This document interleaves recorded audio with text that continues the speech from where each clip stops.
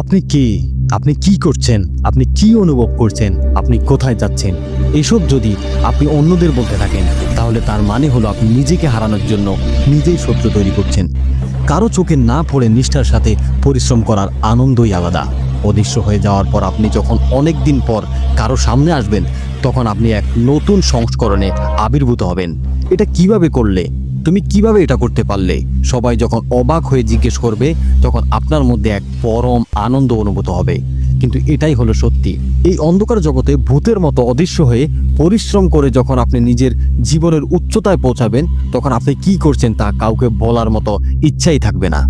এই দুনিয়া থেকে অদৃশ্য হয়ে যাওয়ার পর এই লক্ষ্যগুলো ঠিক করতে হবে, এভাবে সময়সূচি তৈরি করতে হবে, এক একটা কাজ এভাবেই শেষ করতে হবে।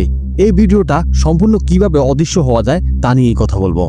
আপনার মুখ বন্ধ রাখুন। আপনার মুখ থেকে বের হওয়া কথাগুলো আপনি যা ভাবতেও পারেননি সেই পরিমাণ হতাশা আপনাকে দিতে পারে। তাই আপনার কথার উপর সতর্ক থাকতে হবে। আপনার জীবনে ঘটা কোনো একটা কথাও কারো কাছে মুখ খুলে বলবেন না। তারা আপনার পরিবারের হতে পারে, বন্ধু হতে পারে, কারো কাছেই আপনি কি করতে চাচ্ছেন তা বলবেন না। যদি আপনার জীবনসঙ্গী আপনার সাফল্যে আনন্দিত হন তাহলে তাকে বলতে পারেন। আমি জানি আমাদের জীবকে নিয়ন্ত্রণ করা অতটা সহজ কাজ নয়। স্বাভাবিকভাবে আমরা যা জানি তা অন্যদের বলতে অভ্যস্ত, তাই প্রথম দিকে আপনার জন্য এটা খুব কঠিন মনে হবে। আপনার কথাকে নিয়ন্ত্রণ করতে শিখতে হবে। মুখ থেকে কথা বের হওয়ার আগে প্রথমে কি বলতে চলেছেন ভেবেচিন্তে বলুন। বেশি কথা না বলে ধীরে সুস্থে কথা বলতে শিখুন। যতটা সম্ভব কারো সাথে দেখা না করাই ভালো। আপনার সম্পর্কে তথ্য রহস্য থাকাই আকর্ষণীয়। অদৃশ্য হওয়ার পর কে কি ভাববে? আমি যা করছি তা কি বোকামি বলে মনে করবে?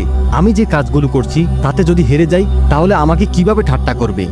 এইভাবে অন্যরা কি ভাববে তা নিয়ে আপনার কোনো চিন্তা থাকাই উচিত নয়। অনেক সময় আমরা আমাদের জীবনে অন্যদের জন্য বেঁচে থাকি। সবাই ভালো পড়াশোনা করছে, আমার পড়াশোনা কেন এগোচ্ছে না? সবার মধ্যেই কোনো না কোনো প্রতিভা আছে, আমার মধ্যে কি আছে তাও আমি নিজে জানি না। পড়া শেষ করার সাথে সাথে সবার চাকরি হয়ে গেল কিন্তু আমার কিছুই হলো না। আমার সাথে থাকা সবার বিয়ে হচ্ছে, আমার কেন এখনো হচ্ছে না? এই ধরনের অনেক চিন্তা আমাদের মনে চেপে বসে এবং আমাদের কাজ করতে দেয় না। অনেক সময় সেই চিন্তাগুলোর জন্য আমরা দৌড়াতে শুরু করি। অনেকের প্রশ্নের উত্তর দেওয়ার জন্য দৌড়াতে থাকি। যদি অন্যের প্রশ্নের উত্তর দেওয়ার জন্য দৌড়াতে থাকেন তাহলে নিজের জন্য কখন পরিশ্রম করবেন? এই সময়ে শুধু নিজেকে নিয়ে ভাবা উচিত। আজকে কষ্ট করে পরিশ্রম করে ভবিষ্যতে নিজেকে খুশি করতে চান নাকি অন্যদের প্রশ্নের উত্তর খুঁজতে চান, সিদ্ধান্ত আপনার। কষ্টগুলোকে কাজে লাগান, ব্যথাই সাফল্যের রহস্য। আপনার কাছে যদি কোনো কিছু কঠিন বলে মনে হয় তাহলে নিশ্চিতভাবে সেটা আপনাকে কোনোভাবে পরিবর্তন করতে পারবে না। মানুষের কাছ থেকে অদৃশ্য হয়ে যখন আপনি নিজের জন্য পরিশ্রম করবেন তখন তাতে অনেক কান্না, আঘাত, কষ্ট, ব্যথা সবই থাকবে। এই সব কিছু আনন্দের সাথে গ্রহণ করতে হবে।